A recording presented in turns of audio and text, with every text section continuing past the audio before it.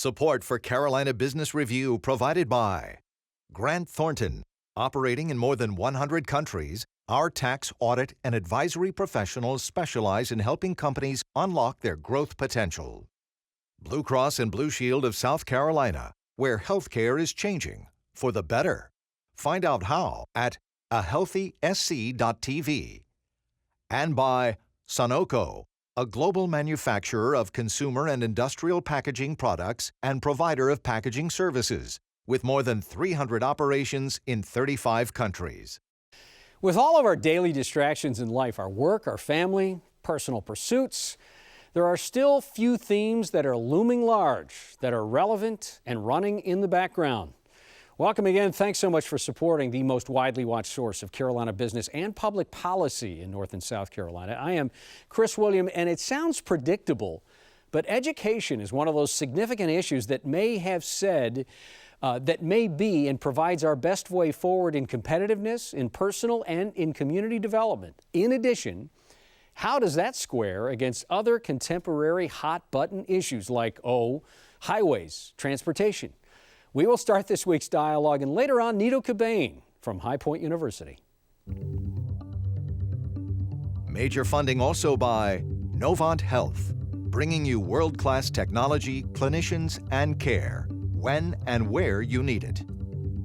The Duke Endowment, a private foundation enriching communities in the Carolinas through higher education, healthcare, rural churches, and children's services. And by Blue Cross and Blue Shield of North Carolina. Who's responsible for rising healthcare costs? Join us and many others in a candid discussion at letstalkcost.com.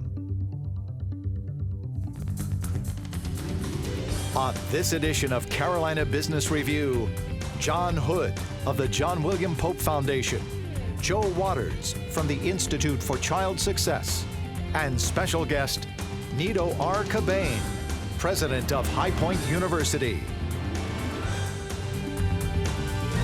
And now, Chris William. Hello, welcome to our program. John, good to have you back. Thank you very much. Joe, good to see you.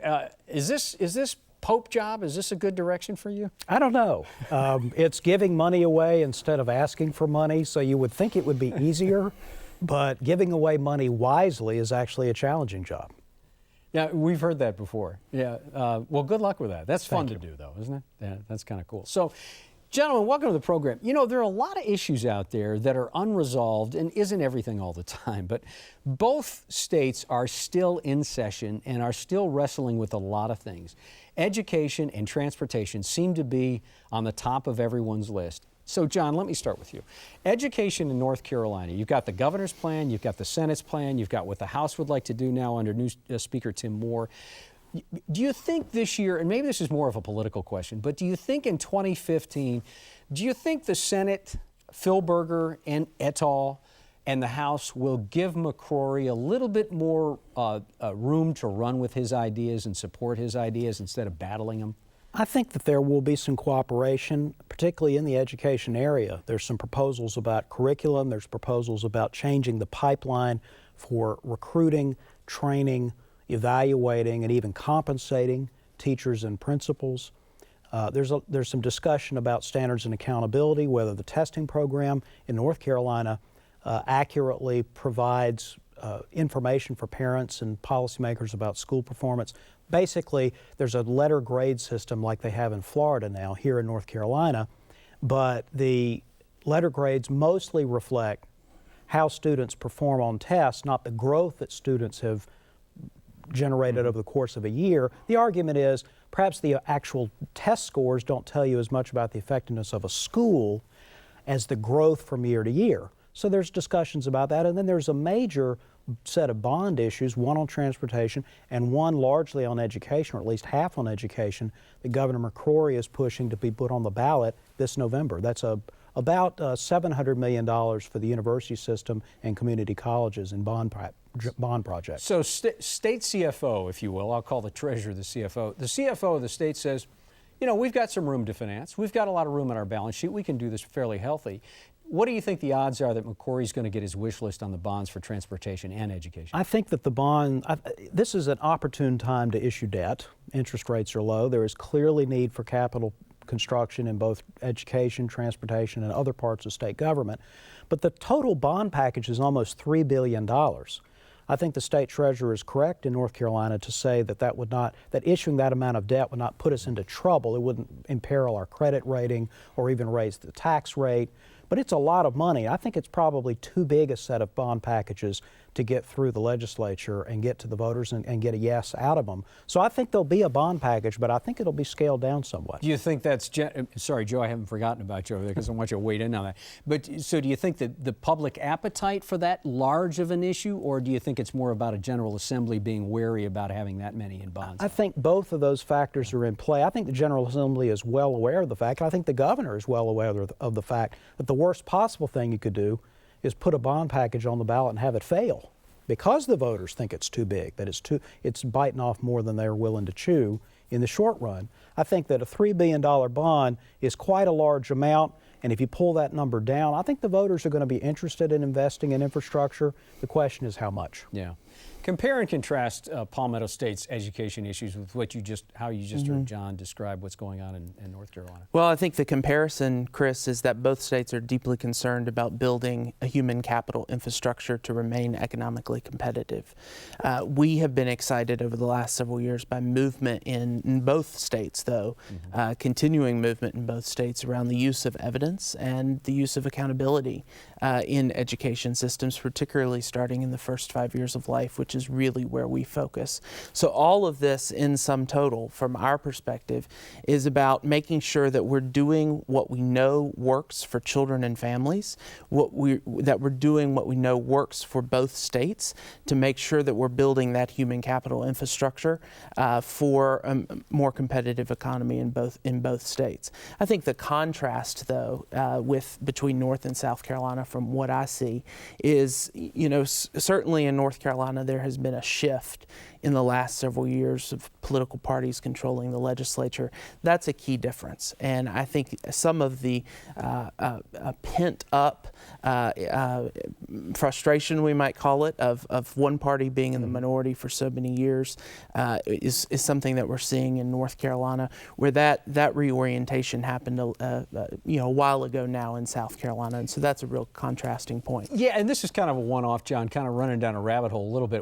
But people have said that about Republicans in North Carolina, that they've overreached in a whole bunch of ways. Do you feel like the Republicans have now, to your point, Joe, have now settled down to some degree that, I want to say it this way, but the GOP is firmly in charge in North Carolina? And are they getting down to the business about what works and not what is just politically expedient? Well, Joe's point is correct. I think there was pent up demand in North Carolina. The South Carolina political transformation started with Carroll Campbell's election in 1986 as governor in South Carolina. The party grew quite a bit in the 90s. North Carolina's development was a little bit slower. It is, frankly, a more competitive state. It is more of a purple state, and Republicans are not as firmly entrenched in Raleigh as Republicans are in Columbia, and will not be, in my opinion. So that there's, even though the two states rhyme, they have quite different political histories and trajectories. But I agree with you that after four legislative sessions where Republicans in North Carolina did a tremendous amount of work in fiscal policy, education, lots of areas that they had always wanted to do, I think there is a slower pace. I think that they are a little more gradualist and now thinking, well, what's the next step? They already sort of knew what they wanted to do for the first 4 years of Republican control of the legislature in Raleigh. Now there's a lot more debate about what are our next steps, how do we iterate on what we've already done or improve on what we've already done. So it is a little less revolutionary, and that's probably wise at this point to start planning in the longer term. It strikes me that in some sense they realize now at this point they're going to be governing for the long term and need to plan accordingly. At least they hope they are, right. Yes. So in about a minute, transportation. In South Carolina, the State House, Jay Lucas had been swept into office, Speaker of the House, and with a lot of credibility and a very respectful guy, respected by a lot of people, with the idea that transportation was going to be addressed. That looks like that's dead now for 2015 and beyond. How punitive is that to the state? Well, it's a major economic development issue. We've seen CEOs and other business leaders from across the state speak out about this now consistently. We've seen Senator Darrell Jackson saying just this week, every citizen in South Carolina needs to take pictures of potholes and tweet them to their legislators, right? And so it's disappointing.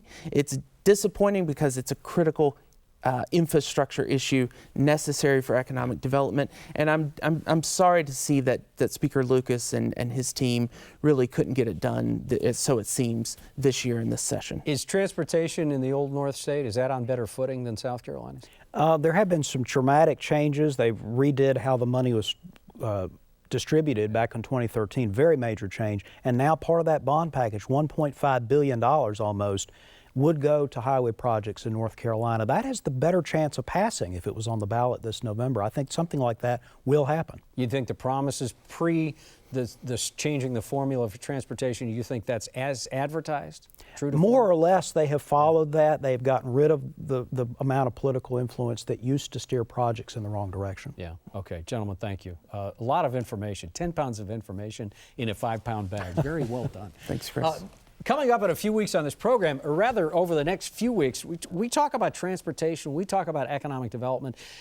Secretary of Commerce in South Carolina, Bobby Hitt, has a square bead on, no doubt, on economic development, but in many ways is responsible for Nikki Haley's success as an economic development governor. We will talk to Secretary Bobby Hitt in coming CBRs, and also North and South Carolina's Department of Transportation secretaries, both Tony Tata as well as Janet Oakley, on this program to talk about what we have been talking about, and that is the punitive cost of not doing something around transportation and infrastructure. You know, it is no secret our guest is a self-starter. Best example is High Point University and how it's developed over the 10 years, the decade that he's been there. But beyond that, this university president is engaged in critical dialogue around issues like economic development, immigration reform, and of course, education, to name just a few. We welcome back to the program High Point University President Dr. Nido Qubein. Dr. Qubein, welcome. Good to have you. Thank you, Chris. You've heard the dialogue. Nido, what is a brutal truth about education in this state, in North Carolina rather? Well, I suspect the brutal truth is in North Carolina as it is everywhere else. It's about relevance. Education today has to acknowledge that we have to be educating young people, whether in elementary school or in universities, in a relevant way, preparing them for a life that is very competitive. In the college level, we understand that, for example, our graduates no longer today compete on a national stage, on a continental stage, but rather on a global platform. And that means they're going to have to be job creators, not merely job takers. That means they have to be relevant in all that they do. Average is out, excellent is in. And excellence today is measured by relevance. That does not necessarily take away the value of liberal arts, very important, how we think, how we solve problems, how we relate to others. But it does really mean that today's corporations and organizations are looking for men and women who are educated, not merely trained. And what that means is that we have to bring something of value to everything that we do. That really puts a tremendous amount of pressure on our educational system, in the sense that we can no longer be purely academic. We have to also be practitioners in what we do, and we have to give something that's pragmatic and real. Education is very expensive today. And parents are asking, you know, how do I make sure that when my son or daughter finishes, let's say, university education, they have somewhere to go, something to do, they get off my payroll, and they begin to contribute to society. Now, you know, Chris, of course, financial resources and other issues will always be challenges for education. But I'm talking in a larger scheme. Relevance is the focal point that we should all be attentive to. So even if legislators, university presidents, K through 12, academics, business, even if we all get around singing out of the same hymnal and we get it right now, how long is it going to take for us to get as competitive as we were and to be more relevant? I mean, the world is ever changing. We're living in a very competitive world that's moving so fast. And so we have to accept change. We have to commit ourselves to becoming the best that we can possibly be. We have to prepare students for the world as it's going to be, not for the world as it was. Of course it takes time, but it must begin somewhere. At High Point University, I assure you, we have an entrepreneurial spirit. We have an entrepreneurial mindset, a growth mindset that says that when students enter the hallways of this institution, to learn and to grow and to model the values that they see and experience, they must also exit the hallways in a way that says, I will serve the world, I will make it a better place, I'll be a contributor to the economy of North Carolina, not merely a taker from the economy. That is a mindset, that is a way of thinking, and we have to implant it in our systems. In our university, we do it every day. We loudly say we're a God, family, and country school.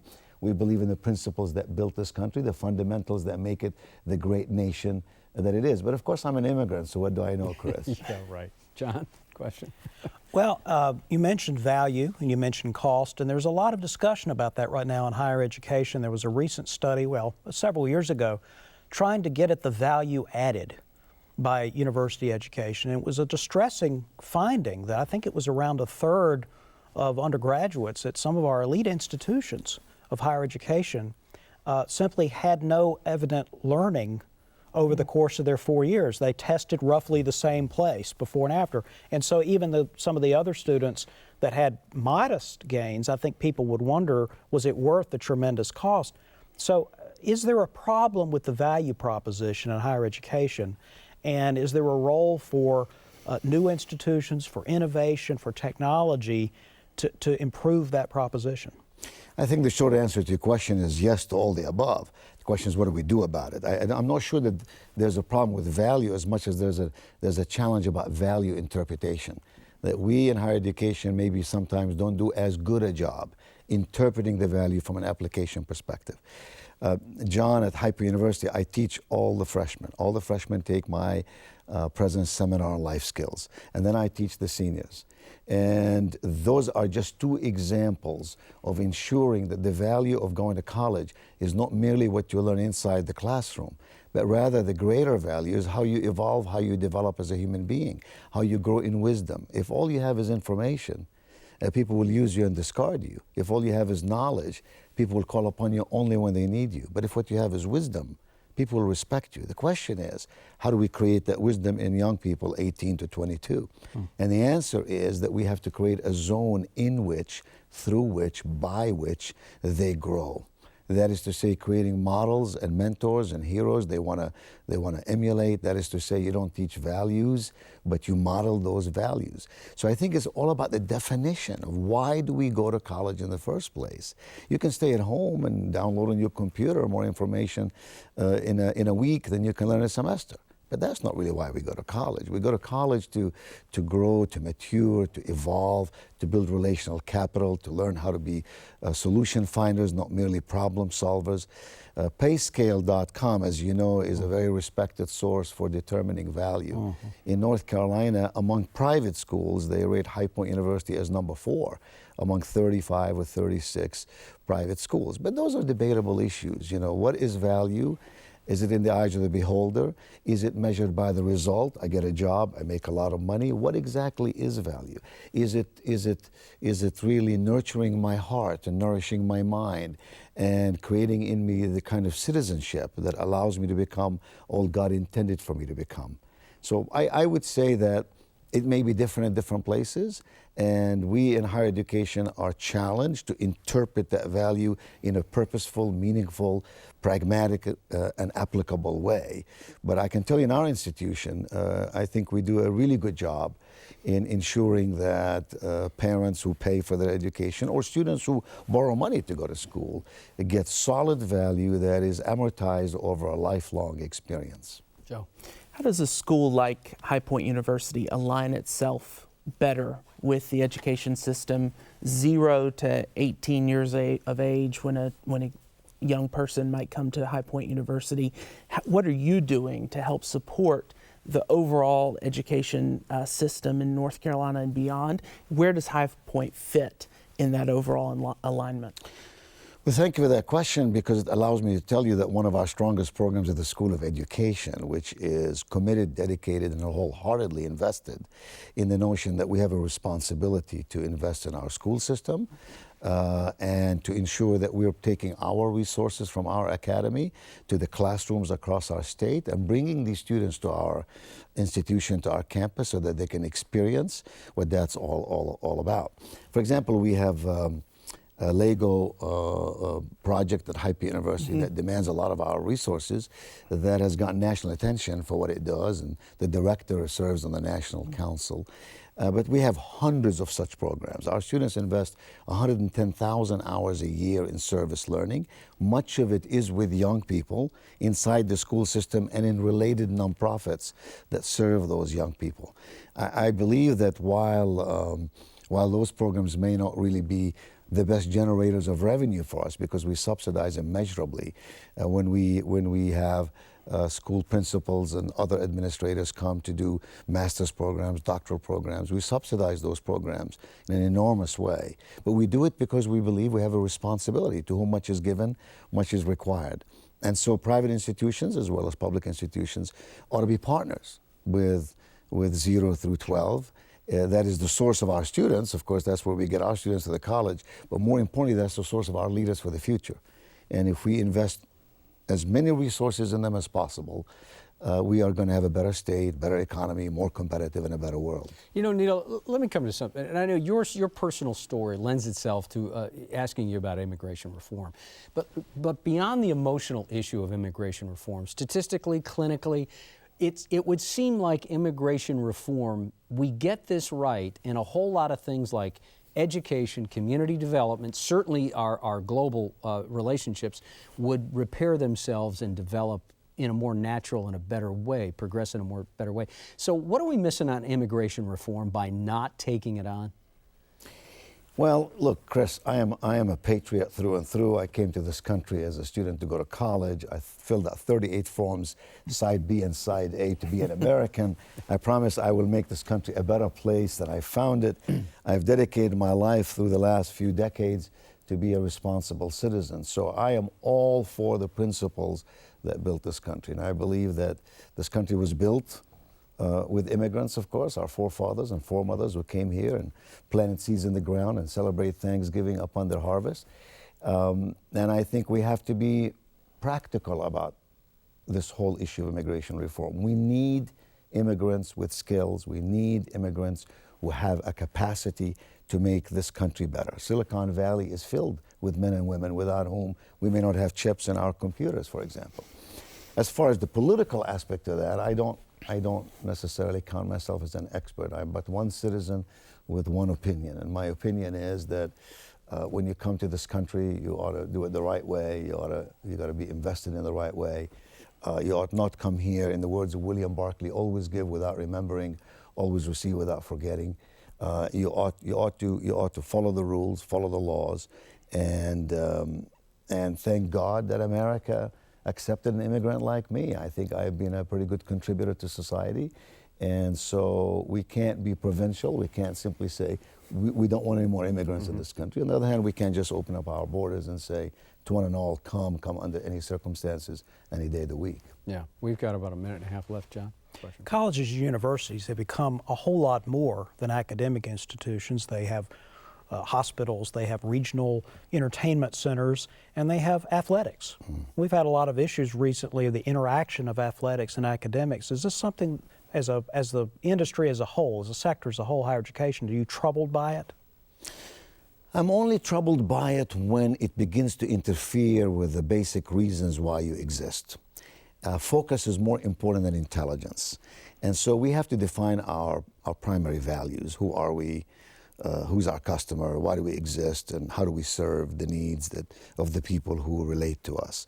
So to the extent that a hospital is a valuable extension of a medical school, that it makes sense. To the extent that athletics build a brand of the institution, engages the students in all kinds of ways, it does not disrupt, interrupt, or shortchange the academic part of the university, it makes sense. But as we all know, quite often we get carried away with our own enthusiasm and our own excitement, and sometimes we miss some of those pieces. Nido, that's going to have to be the last word on that. We're out of time, and again, trying to get so much information. Thank you for being on the program. Come back sooner rather than later so we can kind of finish this thought. And by the way, it's a little patronizing, but it's not meant to be this way. Thank you for hosting us last April around our education summit at your school. Wonderful experience, great dialogue, and it's because you all had us there, so thank you. Thank you for being on the program. I know that's a mouthful. Joe, good to see you. John, good to see you. Good luck in the new job. Thank you. Until next week, good night. Major funding for Carolina Business Review was provided by the Duke Endowment, a private foundation enriching communities in the Carolinas through higher education, healthcare, rural churches, and children's services. Blue Cross and Blue Shield of North Carolina. Who's responsible for rising healthcare costs? Join us and many others in a candid discussion at letstalkcost.com. Grant Thornton. Operating in more than 100 countries, our tax, audit, and advisory professionals specialize in helping companies unlock their growth potential. Novant Health, bringing you world-class technology, clinicians, and care when and where you need it. Sunoco, a global manufacturer of consumer and industrial packaging products and provider of packaging services, with more than 300 operations in 35 countries. Blue Cross and Blue Shield of South Carolina, where healthcare is changing for the better. Find out how at ahealthysc.tv. And by viewers like you. Thank you. Promotional consideration provided by Business North Carolina Magazine. For more information, visit carolinabusinessreview.org.